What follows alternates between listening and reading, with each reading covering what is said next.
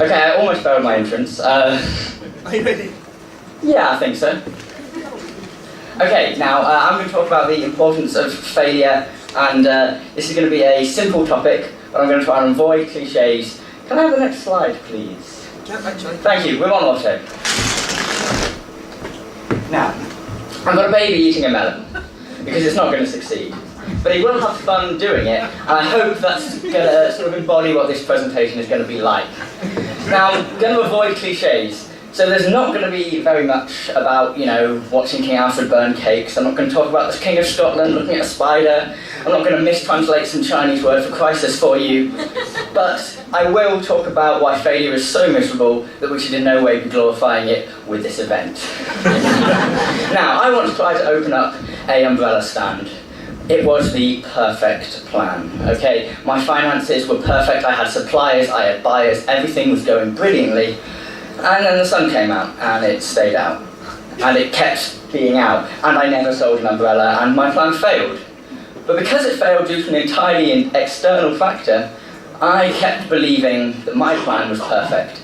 You might have noticed I sort of over-glorify my plan. I think of it as a utopian future, but it's in the past. My plan that failed is perfect, and that's the problem with failure. When you see life as a series of experiments, any failure represents an experiment that didn't finish. You don't know how it ended up. Failures are about the future as much as they're about the past, because they're about a lost future. Now, this is all very abstract, so I'm going to try and bring it back down with some actual examples from history. Now, I studied Alexander the Great, and he failed. He did have some minor successes in his early career, but he died very young, which is generally considered a failure, especially when you're a world emperor, because it means that you lose your empire immediately. Gone, right? This means that every historian, joker, undergraduate, student, fascist, communist can say anything they like about Alexander's empire and what it would have been. Its past failed, so it has a potential future that anyone can make up. A lot like the Czech Spring in 1968. Now, the Czech Spring failed. It was a beautiful opportunity for socialism with a human face. They experienced and experimented with entirely new kinds of political formulation, and people dream about it and talk about it at great length. But Brezhnev crushed it with tanks. It failed due to an external factor, rather like my umbrella scheme, and so people can dream about it. A failure is a lost experiment. Another experiment was the Spanish Civil War. Anarchist, anarcho-communist government. Perfect. Well, but they lost. They lost really badly. Franco was in charge for decades.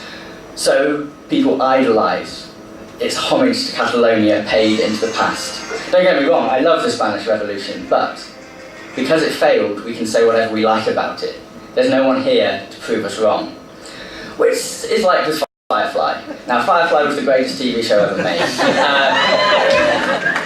I played to my crowd, and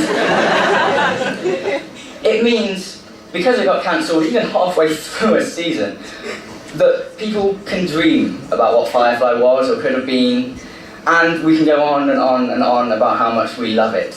We can idolise the past because it's changing, unbroken. Freaks and Geeks, maybe fewer people have heard of that. It's one of the highest rated TV shows in the world, but it was only on for one season. The Simpsons was also one of the highest TV shows in the world, but it jumped the shark around season 11. Now, there's some debate about this, but The Simpsons is now a much worse show than Firefly. There was a time when it wasn't. Simpsons used to be the greatest show on TV, but it's not anymore. And so, when something doesn't fail, it goes on and on existing, and we can't dream about it anymore, and we can't make up our own stories. We like people who get shot. If Tony Blair had been shot, when our councillor had mentioned him earlier, people would have actually responded well. So I've started off trying to not be cliched and ended up with a really positive message about failure. Failure makes your dreams immortal, it makes you never die, it means that people can make up anything they like about you, and they will love you for it. Thank you very much.